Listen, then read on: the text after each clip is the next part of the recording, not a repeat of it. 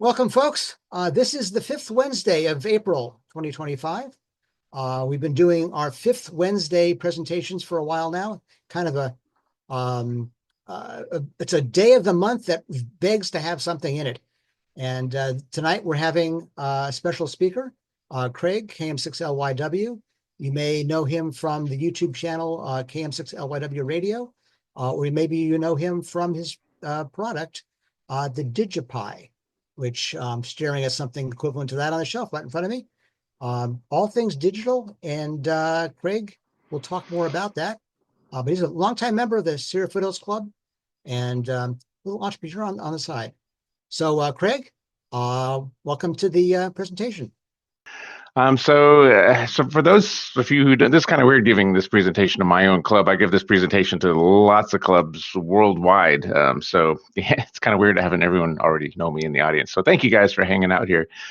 So for those of you who don't know me, my name is Craig Lamparter, amateur radio call sign KM6LYW. So I'm an amateur radio operator. I'm a open source software developer. I guess Linux system software engineer is kind of my day job. And for the last couple of years, I've been a YouTuber. I never thought I'd be a YouTuber, but it's just kind of been just something to do. And honestly, I get so much more out of YouTube than I put into it. I just keep doing this. So I make some amateur radio software in the best traditions of open source. One thing I discovered, I've been an open source software developer for at least 30 years, I guess as long as anyone can be. And, I'm only recently, in your terms, an amateur radio operator, maybe only 7 years, right? And the first thing I discovered, the amateur radio community and the open source software communities were very, very similar, really compatible. And I was thinking, we have got to get these two groups together. We need more open source software in support of amateur radio and vice versa. Both communities are all both about advancing the art. They're all both about share and share alike. There's no pecking order. Everyone's a peer. Everyone's learning at the same speed, using different technologies.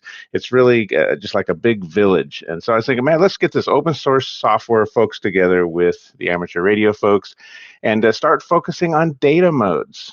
What's a data mode? A data mode is anything that isn't voice. I know a lot of people think, well, digital modes, well, there's digital voice. Well, that's kind of a gray area. But for the context of this presentation, let's talk about data modes as moving information back and forth. Like I say in my YouTube videos, reimagining amateur radio in the information age, keeping it relevant. When was the last time you actually saw a kid or a millennial actually hold a phone up to their head and talk into it? Right? You do that today, people look at you like you're on fire, right? Everyone's texting. And so I think what we need to do is to get the next generation really into amateur radio is really to emphasize the data side where, kids can send text messages back and forth. They can do kind of rich media. They can do all kinds of cool stuff with amateur radio, just like it works on their phone. There's no reason it should be different than that. So this picture here, I wanted to mention this real quick. This is actually in Desolation Wilderness, where I try and spend a lot of time. This is over 8,000 feet. It's between Lake Tahoe and, well, Georgetown, I guess. And I wish you could see it, but I have a little HT here. It's a little Yaesu HT, and it has voice and data modes. Most people don't know that most HTs, at least from Yaesu and Kenwood, they actually have a data side. You can not only can you talk into them, but you can send text messages back and forth between radios, right? For via APRS packet radio, it's built in. So if you're not using a data mode on your HT, it's kind of like getting a smartphone and only talking into it, right? So I'm trying to emphasize that people need to realize there is a data side to amateur radio. So some contact information here.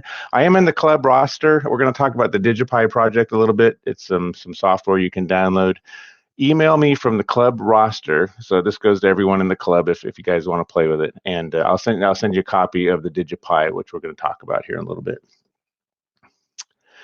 So speaking about YouTube, this is, I don't know if you guys ever you don't need to be like a super professional videographer to be a YouTuber. I'm an example of that, right? I just turned on a camera one day and started talking into it. But what happens is you slowly grow this audience, and you kind of look at other YouTubers and see what's interesting to a larger audience, and there's a community is really growing around this. I think there's like 10,000 subscribers now, and it's not just the United States. There's people like I was in the Czech Republic, and I was doing a video there, and I've happened to publish it while I was there. And sure enough, I get an email from a couple of Czech operators, and I got to go to see an amateur radio club in Prague. So again, YouTube is just a really great way to galvanize a community around a particular topic. In this case, it's open source software and amateur radio, data modes on radio. So YouTube, KM6LYW radio. And we have lots of fun discussions in the comment sections and things like that. Really smart guys. Really supporting the channel. So one thing I did was it's like, well, people are saying, well, don't you get rich making YouTube? Well, no, you don't really. Maybe you used to. I don't know.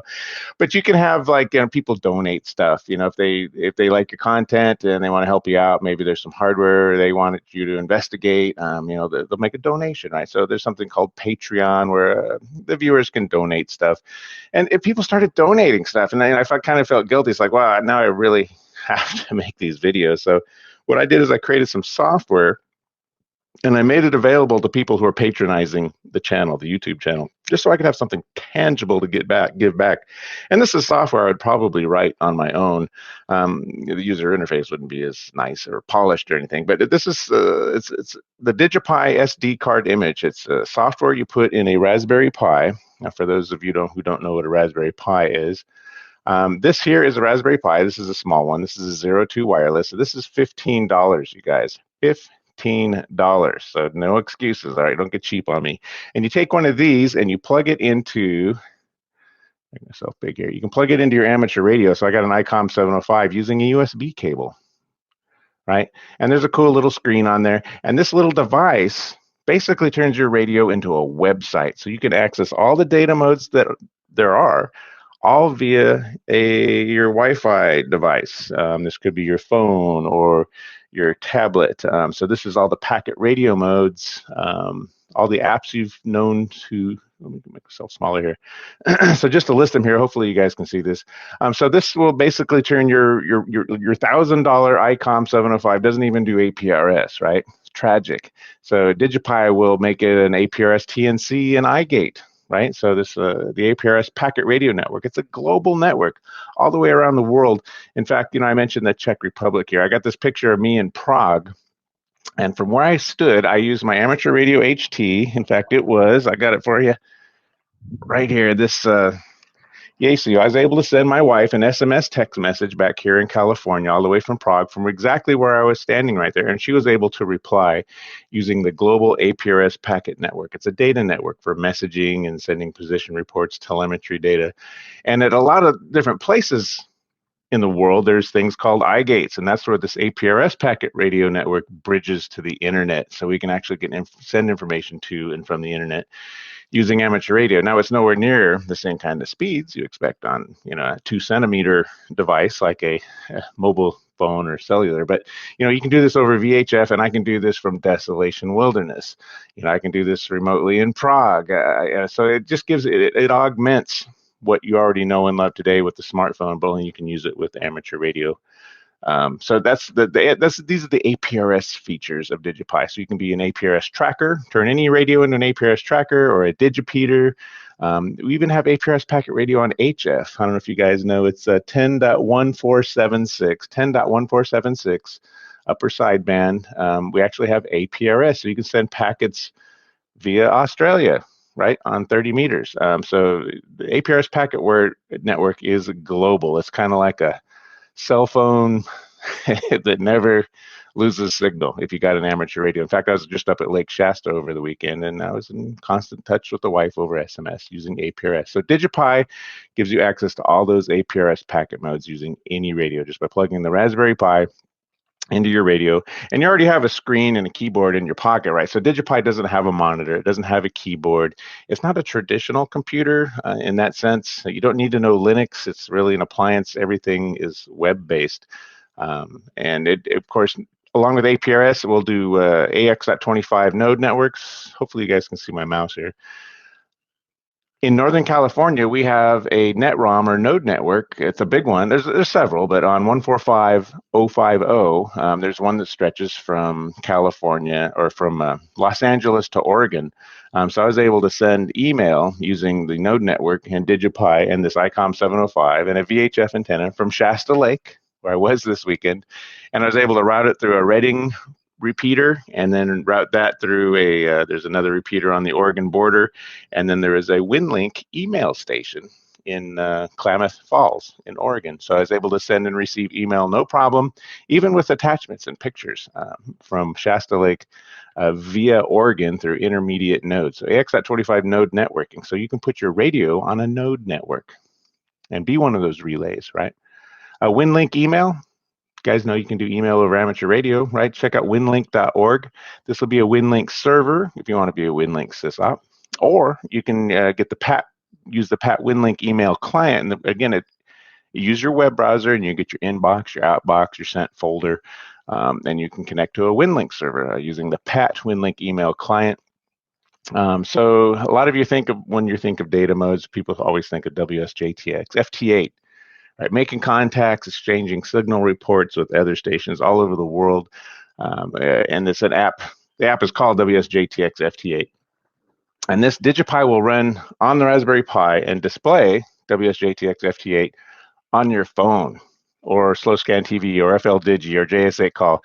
Those apps will actually display on your phone, so you don't even need to be near your rig when you're operating FT8. You could actually be in the living room at the other end of the house in front of the TV with the XYL. She thinks you're getting some good quality time in, right? But she thinks you're just playing with your phone, but you're really operating FT8, right? She doesn't know, and I won't tell. So that's kind of, DigiPi will allow you to operate your radio remotely from anywhere where you have Wi-Fi. And if you're brave, you can put it on the internet and stuff too, but you should probably use a VPN. So I don't know what else to show you here. So there's two different kinds of builds. There's the Raspberry Pi Zero build, all right, and then there is the like a Raspberry Pi 5. This is the large device. So I recommend this $15 one. The Raspberry Pi 5 is like $60, $70. It doesn't really buy you that much more, other than you can kind of like put a bigger screen on it, I guess. It looks cooler, but these really do not require a lot of processing power. So you can see at the bottom here, the big guy and the little guy, and it'll connect to any radio via USB if it has a USB port. If it doesn't have a USB port, there's a bunch of digital radio adapters that are out there. This is Masters Communications DRA Pi Zero. We might have a picture of one. Yeah, it's actually, my mouse is hovering over it, but this is the DRA Pi Zero. You take your Raspberry Pi and you smash the DRA Pi Zero on top of it, and then you have a DIN 6 connector that you connect to your dual band rig. If you're like an HT or something, it could even be a Baofeng. And this is where you have your audio in, I'll get my finger, audio in, audio out, push to talk, and ground signals. And DigiPi will do the push to talking, and it has an audio card built in. There's several radio interface adapters that are available in the Pi Zero format and also the larger Pi 5 format. So you need a Pi, a radio, some way to hook up the Pi to the radio, and maybe a phone, right? A Wi-Fi device. That's it. And you're operating every data mode there is. These are some screenshots of DigiPi in action. I don't know CW. I wish I did.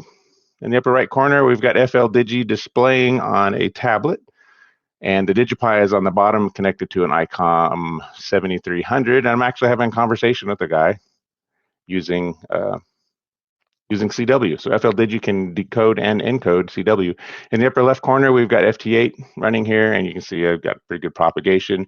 We've got slow scan television running in a web browser. Actually, it's running on DigiPi, displaying in your web browser. That's an important distinction.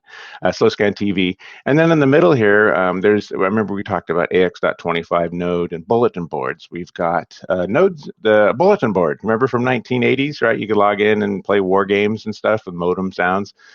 It's just like that all over again.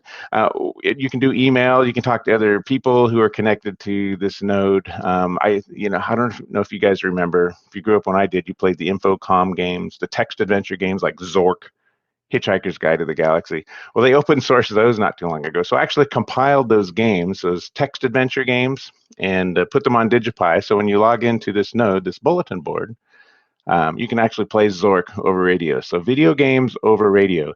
I know it's a complete waste of bandwidth, but the important thing is you could run any command on this bulletin board. This could be like maybe a spreadsheet or a database saying where is fuel, where is water, where do people have power. It's basically it's a whole terminal application. You can run anything you want. It doesn't have to be Zork.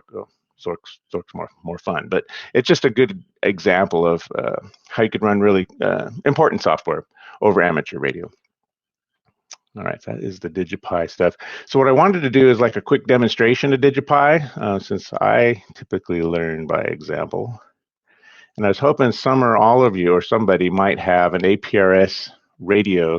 Greg, I know you do. I don't know, Greg, maybe you can help me out. And maybe we can do some APRS operations here real quick with DigiPi. The first thing you do when you download, first thing you do is go to digipi.org and get the DigiPi SD card image. That's this right here. Download it right here, and you burn it to an SD card. You put it in your Raspberry Pi, hook it up to your radio, and the first thing it does is becomes a hotspot. And you connect to the DigiPi hotspot, and then you go over to Wi-Fi. You just and you put in your SSID and password, then it's on Wi-Fi. And from there, once it's on your home network, you click on Initialize, and this is where you make DigiPi your own. You enter your call sign, your Winlink password if you have on your APRS passcode. You can generate get all that information here. Latitude, longitude, your GPS device. DigiPi will use a GPS for time, right? Like if you're on the summit, you don't know what time it is necessarily, but if you have a GPS device, DigiPi will get the time from that. And then if you have one of these cool little screens, you can add those. I got a big screen and a little screen. This is the little tiny screen. It's about 12 bucks, this little black screen here. Not bad. Pick what screen you got, and then you can choose your radio interface. So these are all the different ways you can interface your radio. So the DRA Pi Zero hat, which I mentioned, that was this guy. It's right here. You just select that and initialize your DigiPi, and when it reboots, it will start working.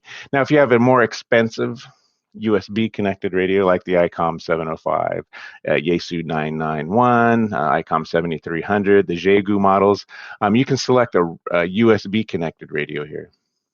And this is where you're going to put in your rig number, your device file, and baud rate.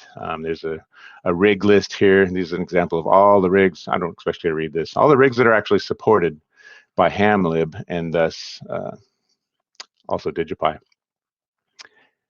If you have a radio connected, it'll show you what it is.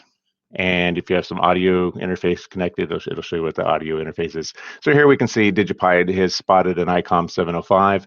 The first device is the actual cat control for the radio. The second device file here is for the built-in GPS. So when you're on the summits and you got an ICOM 705, you've already got a GPS.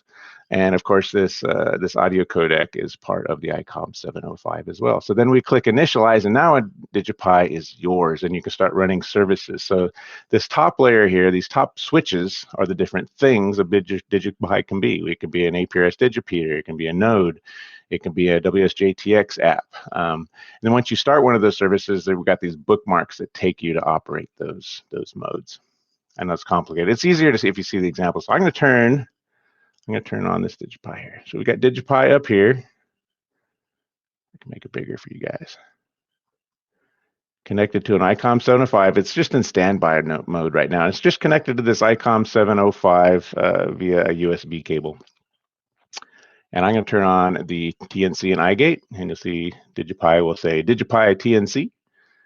And we instantly see, like receive, transmit, lights. We can see packets are rolling in already. In fact, you guys are so local. If you were to transmit a APRS packet right now, it would probably show up on that screen right now. So we see AI6US. Thank you, Brian. I'll send you the check after the meeting.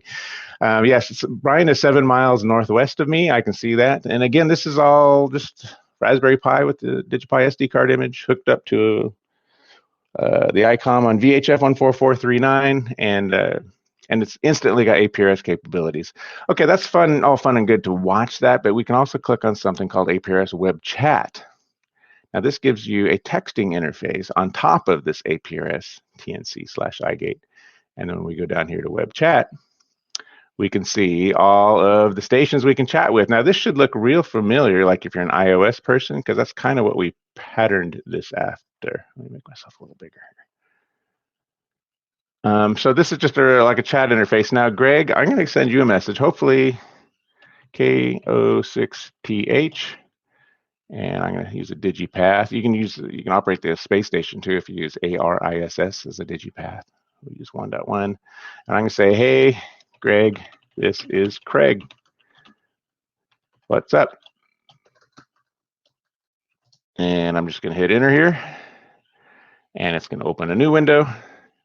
And you can see what I texted. Now, Greg, I don't know if you're muted or not. Hopefully you got APRS online. I know you have APRS messaging most of the time. I have it on my desktop going through the internet as an iGate. Okay. And what's your call sign? As my call sign. KO6TH, or is there a dash or an SSID? No dash. Why didn't it show up? What are you? I'll send you a message. I am KM6LYW. That's how I initialize my DigiPi. So that's who I'll be here. And the reason I know you didn't get it, Greg, because there's a little thumbs down here next to my text message. That means I haven't received an ACK packet from you. So APRS packet messaging is connected. So, I know if Greg got it or not. And this will keep resending a message until Greg gets it. In fact, I can click on update here and I can get Greg's last known location and his bearing. Yeah, Greg just sent me a message. All right, Greg sent me a message that says, hello. All right, we got it. Thank you, Greg. Appreciate it. Let me see if I can reply again. I can say, hey, thanks for, oops, I can put your call sign here, K6TH.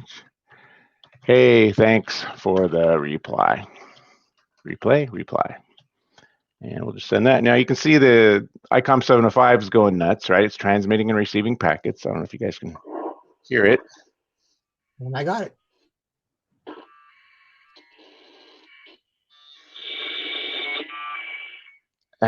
My headset's noise canceling. I have no idea if you can hear that. But this time you see I got a little thumbs up next to my message. That indicates I know Greg now has that message. So we've got full on text messaging using amateur radio. Now, I know what you're thinking. This is great, Craig. I can send someone a text message with my phone or the internet. Now, you can imagine that I don't have any power here, or I don't have any internet, or I have no cellular. I have nothing but amateur radio and a battery and a Raspberry Pi and some sort of Wi-Fi device. If your Wi-Fi router goes down, remember I told you this becomes a hotspot. So you just you connect to the hotspot called DigiPi, and then you got this peer network. And I do this all the time. You guys live in California. Our power goes out. So when the power goes out here and dodgy cell phone service, and I need to get a hold of the wife, this is exactly what I do. In fact, you can do this in Desolation Wilderness or from the lake, or if you've got HF, you could do this from Antarctica. The same stuff applies here. So this is DigiPi web chat. Thank you, Greg. I really appreciate it. That was cool. About half the times we can get this to work. A lot of times I'll give this to a club meeting, and the club's like indoors in a stucco building, and we just can't get RF in and out of there. So that's cool. We got it to work. All right, so back to the DigiPi homepage, and I'm just using a web browser here, right? So this could be, should I get my phone on that page? And it usually just responds at DigiPi or digipi.local on your home network. And you can see here, this is the DigiPi interface. Actually, it's kind of hard to see. It's displaying on my phone. So we don't want the TNC or iGate here. So I'm going to go ahead and turn off web chat. I'm going to turn off the TNC and iGate mode. And DigiPi is going to be doing nothing. And now what we might do, let's say we want to run FT8.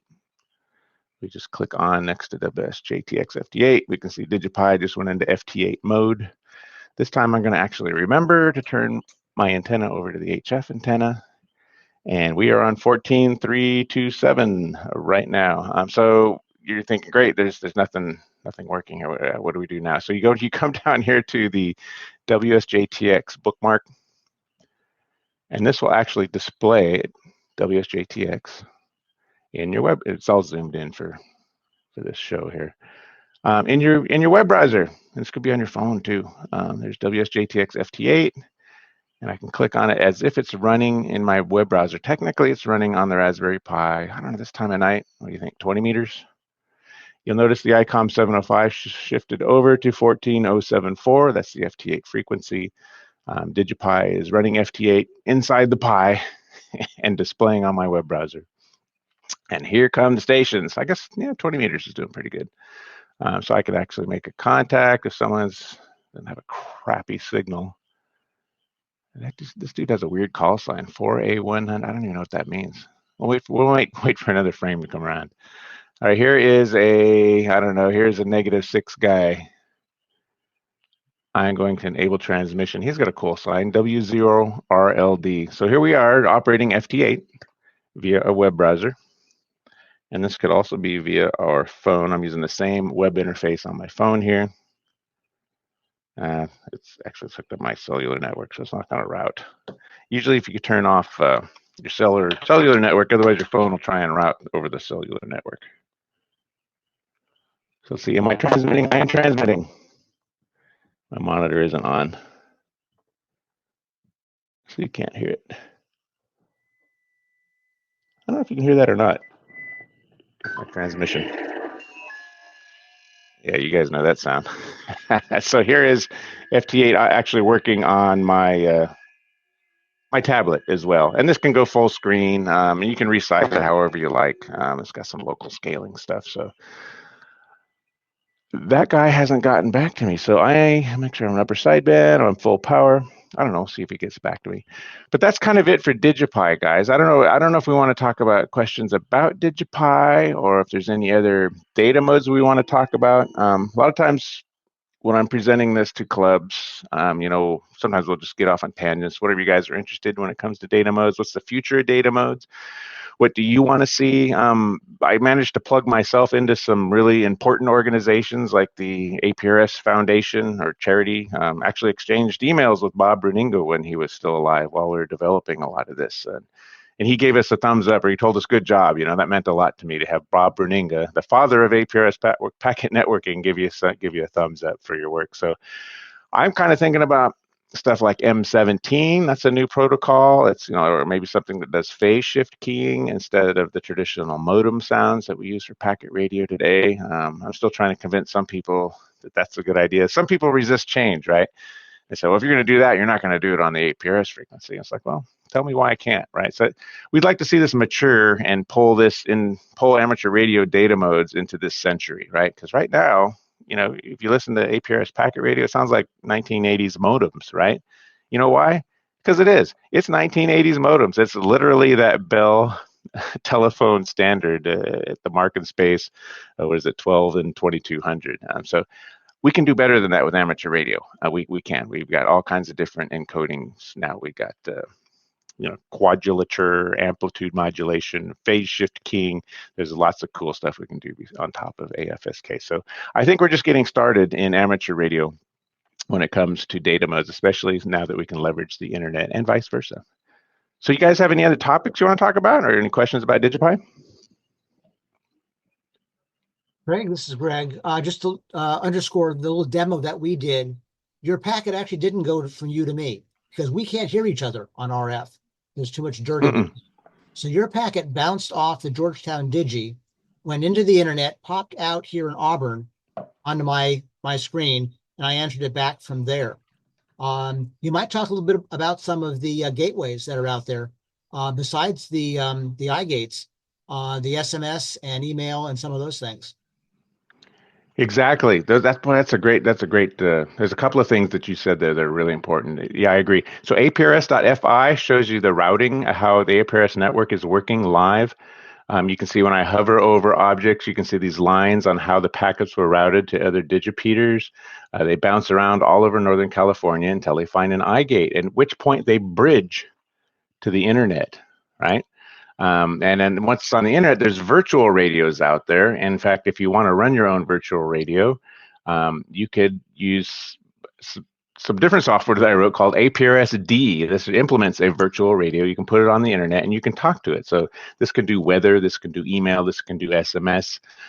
There's already virtual radios out there. Let me turn on FT8 here. I'll turn APRS packet back on. And I'm going to turn on web chat. And I'm going to remember to put this over on to an APRS frequency. I don't know if you guys can see all that. You can see the back of my hand pretty good, I guess. And we're in FM digital.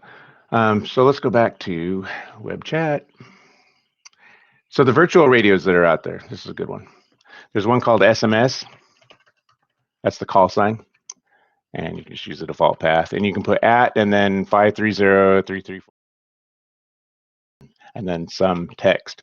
And this will actually send that text message to that phone number. You can set up aliases too. So I can send a message to @CL. I already set up an alias with the SMS gateway using APRS. And this is a test. And I don't know if my phone is on.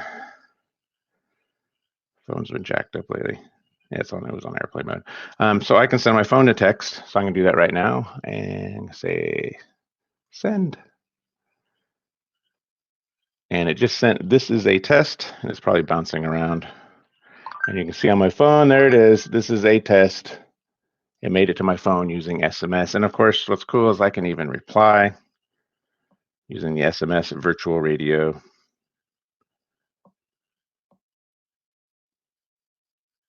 I have to find it here.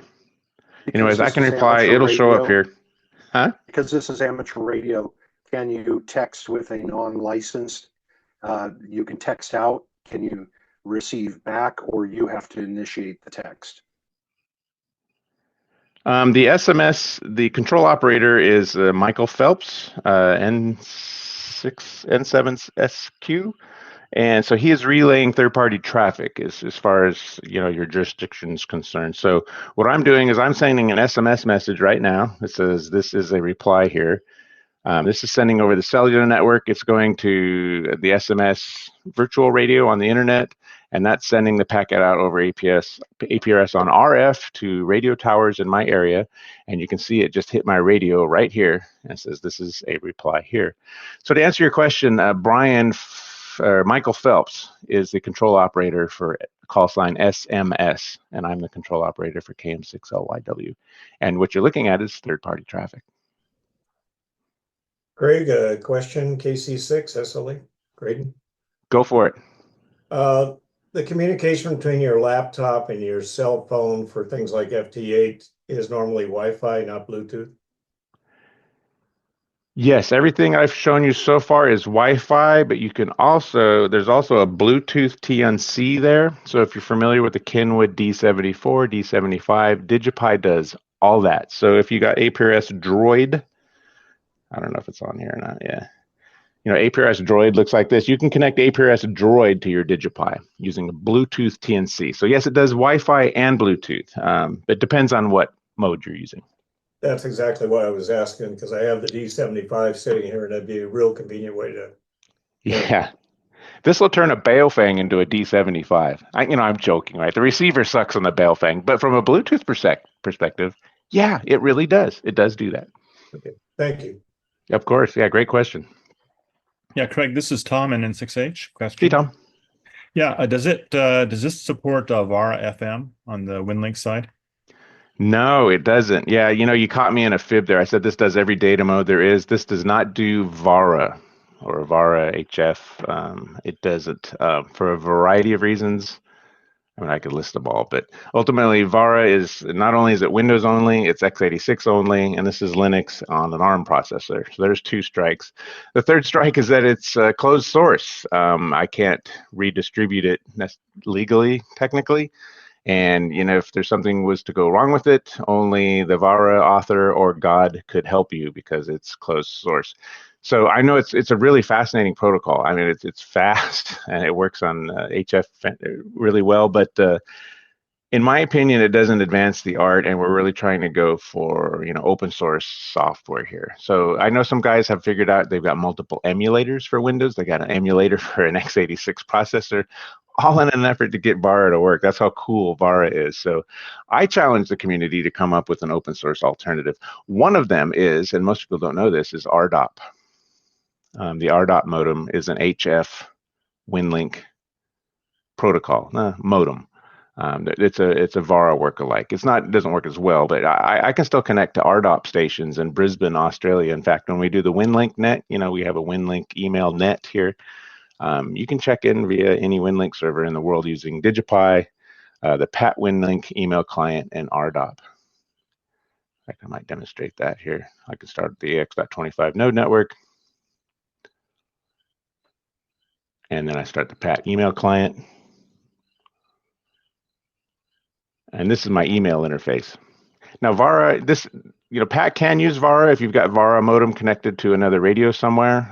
So you could technically do that. So I'm going to do like connect and show RMS list. And one of the things I could select is VARA FM and VARA HF, but DigiPi doesn't support these modes. It's simply, it's closed source. So in this case, we'll just use packet radio instead. So I can connect to, what's a close one? How about W6SAR? I can probably hit him direct. He's on 145.630. You'll notice the ICOM 705 switched over to that frequency. You notice DigiPi is an AX.25 node mode. And I'm just going to say connect. And I'm connecting to a Winlink server.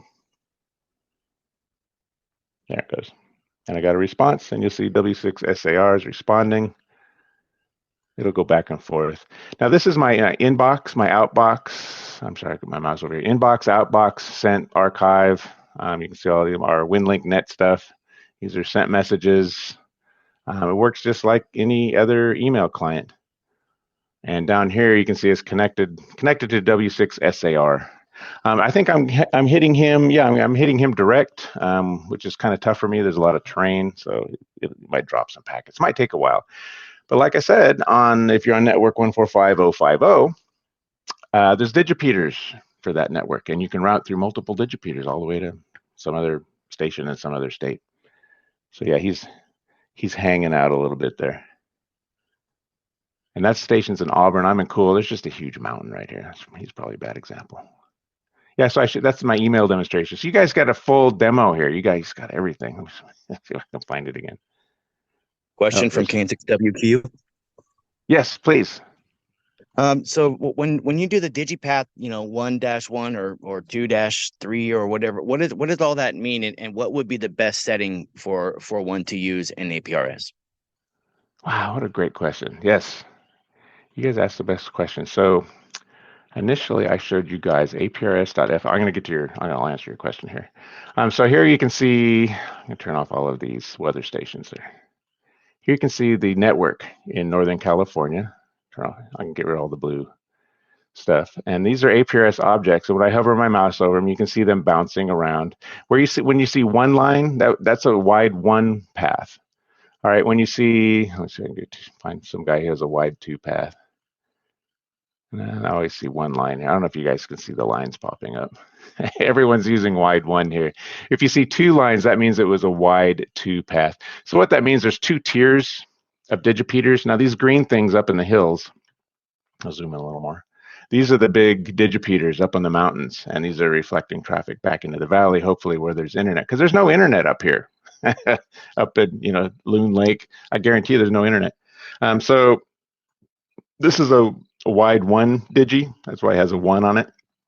And this will repeat wide one traffic only, and then the packet dies. It has 1 hop.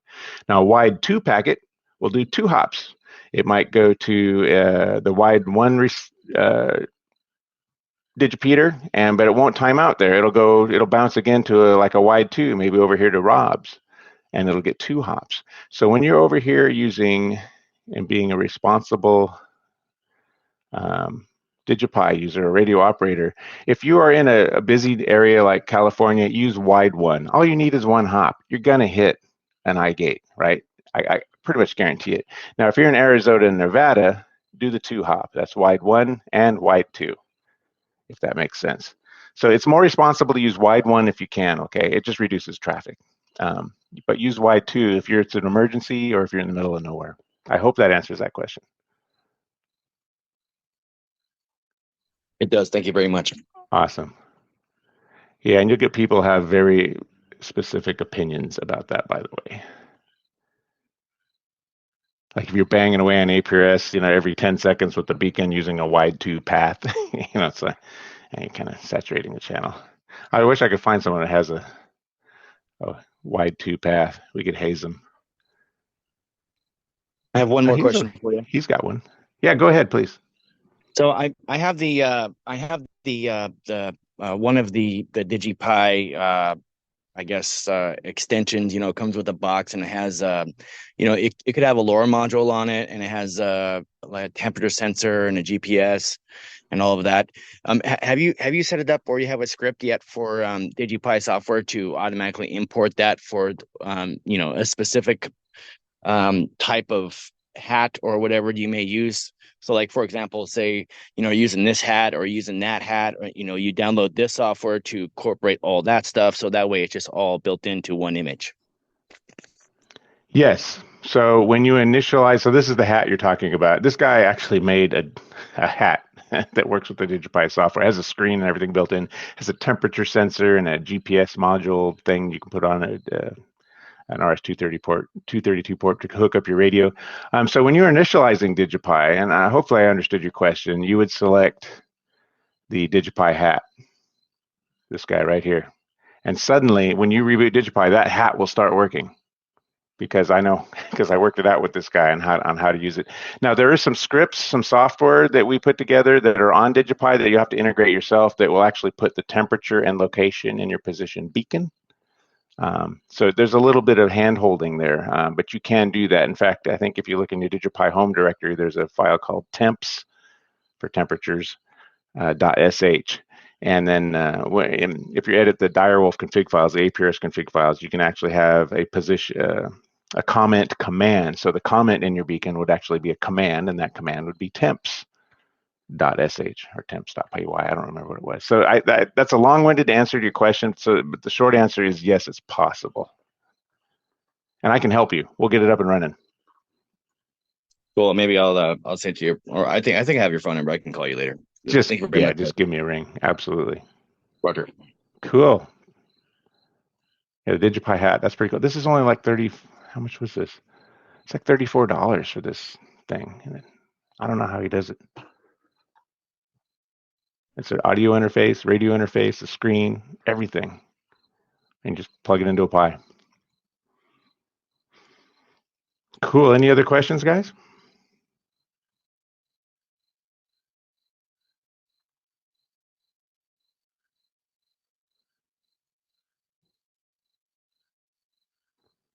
The GPS is working. Get your grid square from the GPS here. Brian, AI6US here. Yeah, Brian, go ahead. You know, I'm just impressed. I think it was probably about 3 years ago. You gave your first presentation to the club about this, and just the development that you put into it and all the modes that it supports. And what's really catching my attention is the ability to lose some cords between my screen and my RF. So kudos to you. I love what you're giving the community. Thank you. Great. Thank you, Brian. You know, and I have to thank all of you guys. You know, Brian, I think you were the first contact I made with the club, you know, just after I got my license. So you guys really taught me everything that I know about amateur radio. So this is, I'm really trying to give back and make, and bridge this with open source software. So yeah, thank you, Brian. Thanks right back at you. Greg, KC6 SLE Graydon with another question. Hey, Graydon.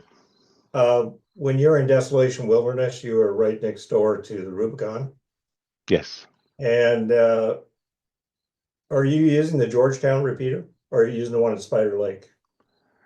I don't specify one. You know, when we talked about the wide 1 versus wide 2 stuff. So this is, here's Loon Lake.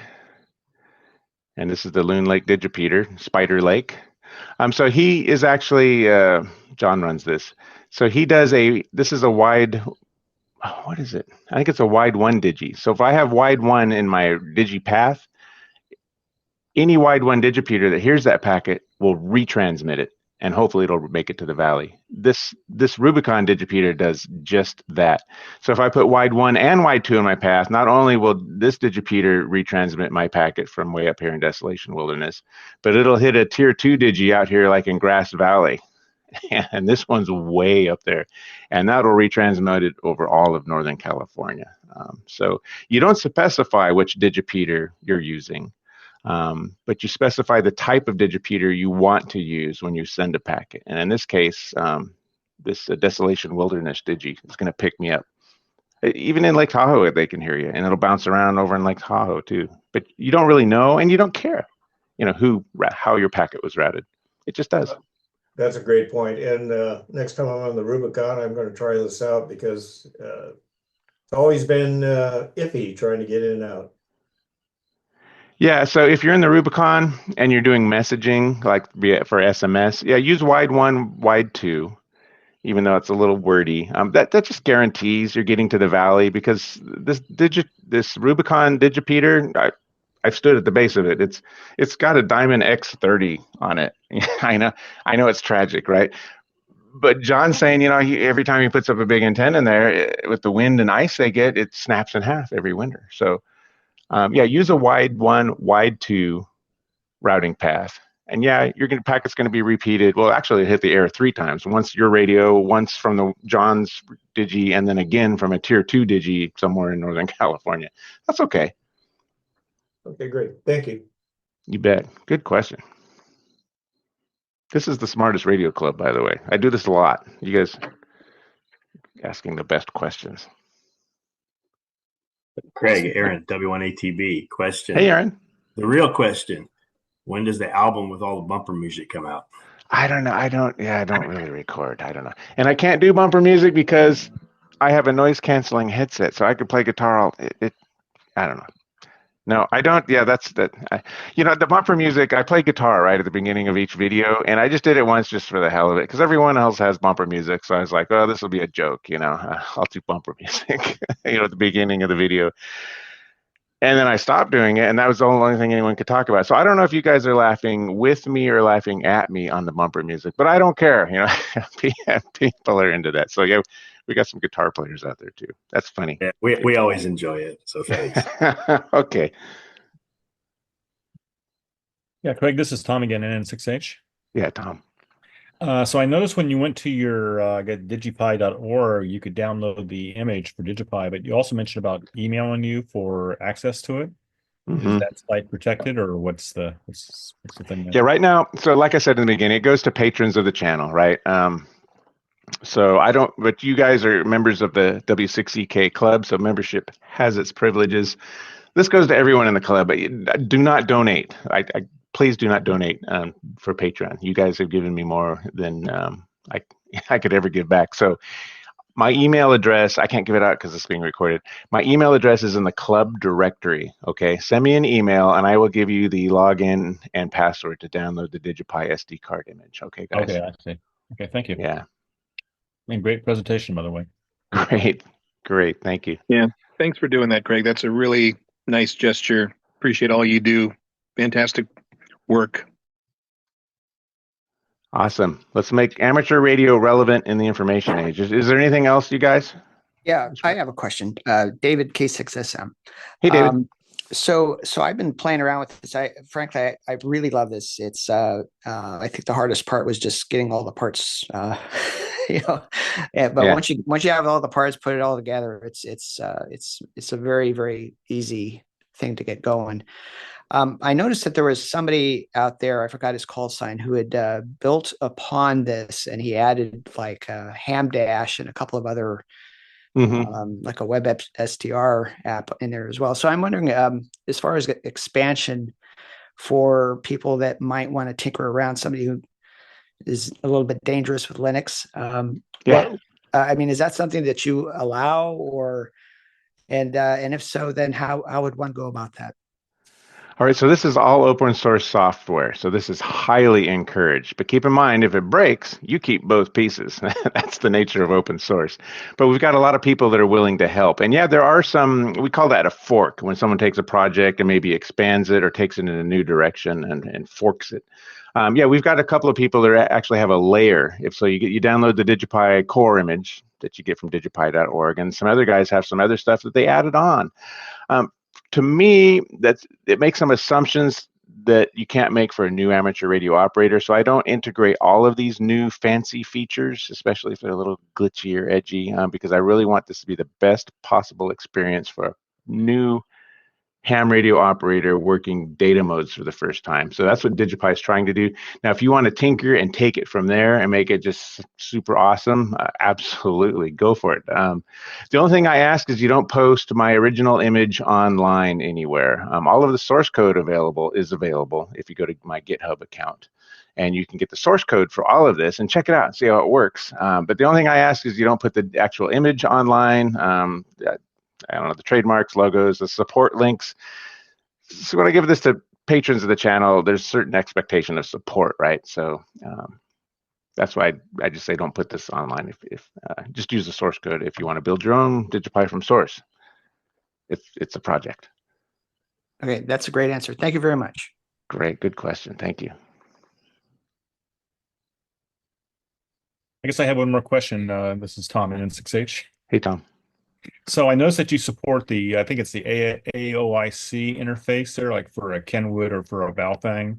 And I just wondered how well does that work, and how touchy is it, like on trying to set the audio levels and stuff, the volume and things using that? The AIOC, this is the all-in-one cable. This is a CMedia 108 USB chipset. That chip actually has a GPIO pin that we can use to trigger push to talk. And yeah, so when you initialize your DigiPi, I don't have one here, but it's a little device that has the two-prong K something adapter that you plug into your Kenwood or your Baofeng.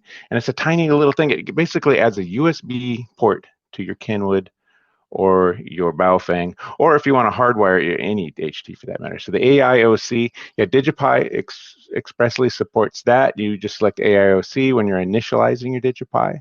And then the volumes, I don't think the volumes are that tricky. I set up the volumes for you guys, but you can always click on audio right here, and you will see all the audio volumes. You can use your mouse to scroll around. We've got playback and capture. So you can set all that here. The other thing is DigiPi is read-only. So when you do make changes to DigiPi, and I mean any change, like your WSJTX settings or something, click Save Configurations down here. This will commit any changes to the SD card. Otherwise, when you turn on DigiPi, it comes up in the exact same state in which you turned it off last time. There's no entropy, right? So it's really an appliance. But if you want to save your configuration, click Save Configs there. I forgot I didn't mention that. That includes the audio setting. Yeah, that also includes the logs for like WSJTX. Yes. Yeah, if you're doing a summits on the air, don't just turn off your DigiPi. Click Save Configuration or your logs will be gone.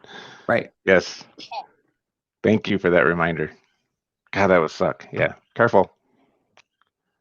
So Craig, if you want to add your things you can do with APRS, send a message instead of to SMS, send it to ISS, and you'll get back a reply of when the next pass of the space station is going to be. It's 2 hours and 40 minutes.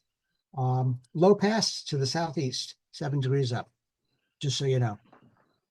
And it hasn't, let me see if I can do this. So, it hasn't been online for 19 days. I don't know what's going on with the space station. No, not the ISS itself. There is a Yeah.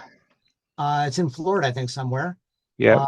That you type any satellite name in there, pretty much, and it'll give you the next pass for that satellite. Yeah, station's called ISS, and if you just give it some jumbo garbage. Oops, I'm not on an APRS frequency. That would help. Poor operating practices.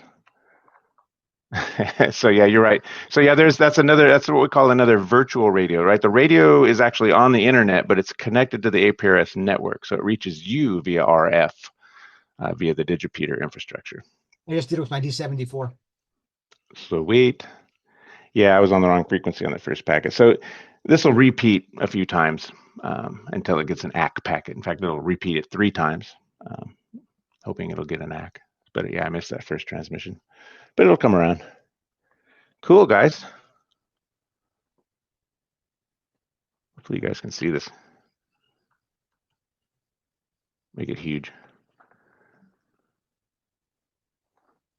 So while we're waiting for that, any last questions?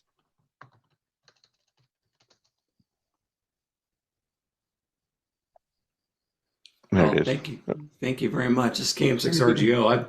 I've been eyeballing this for a while and I just haven't pulled the trigger. I think it's time. Cool. I'm excited. I love it. Yes, that's because the more data mode users there are out there, the more people I have to talk to. So I have a selfish interest in all of this, guys. I get your message, Greg. Thank you, Greg, for the demonstration. Yeah, ISS asked me to please beacon my position. That's important for APRS packet radio. So we can send position.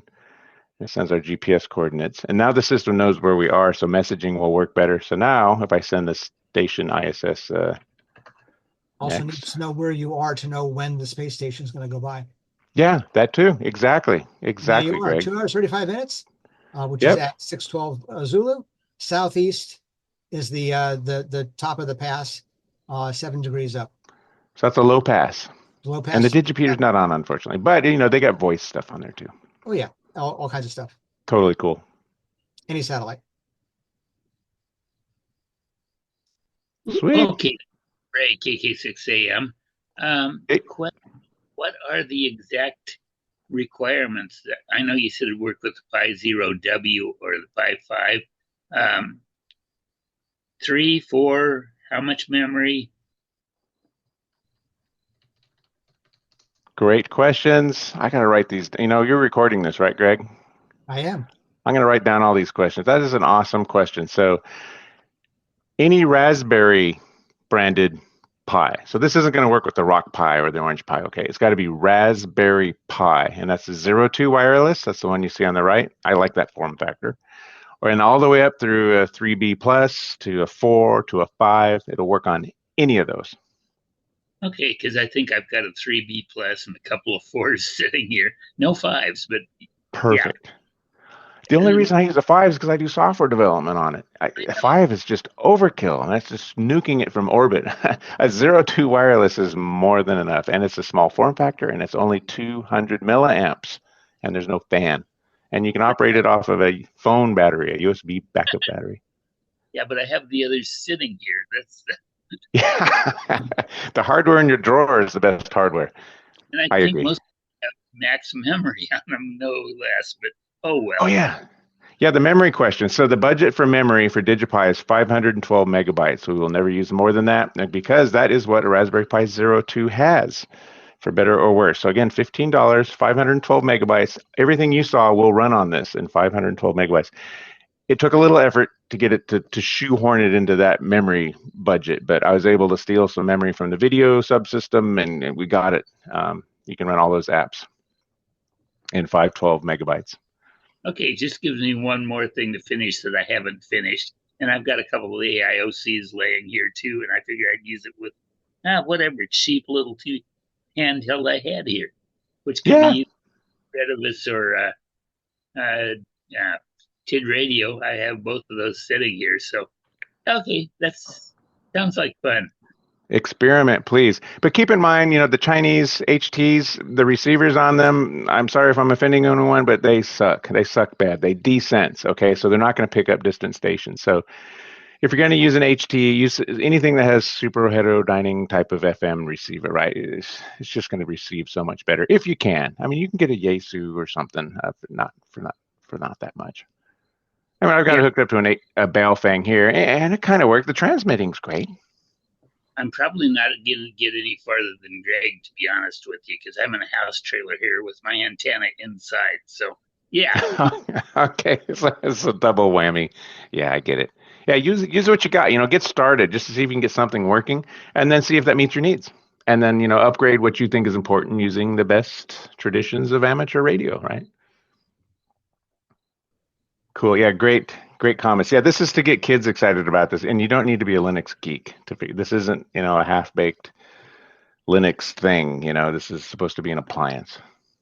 Well, my son is, and his license lapsed in 2002, and he was looking. He bought a note of some kind at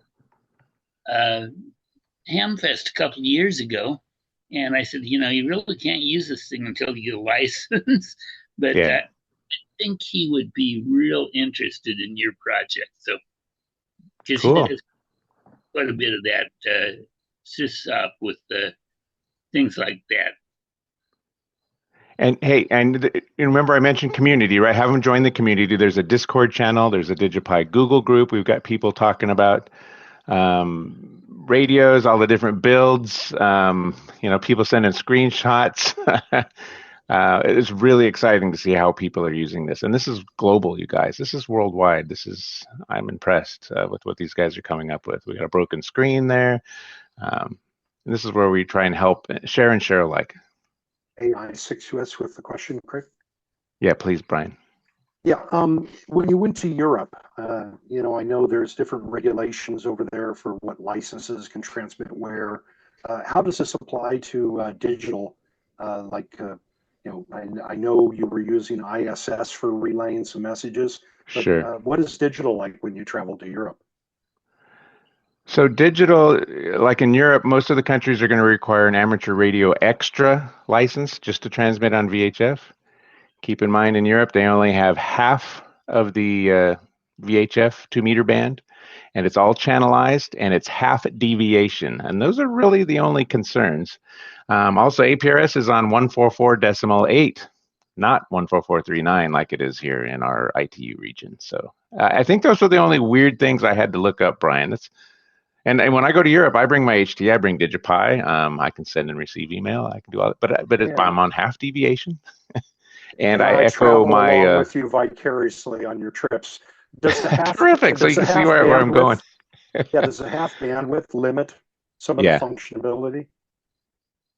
It's 1200 baud or whatever the APRS. I don't know what the simple rate is for that, but it's the deviation. So we're at 12 and a half, or actually 25 kilohertz wide for FM.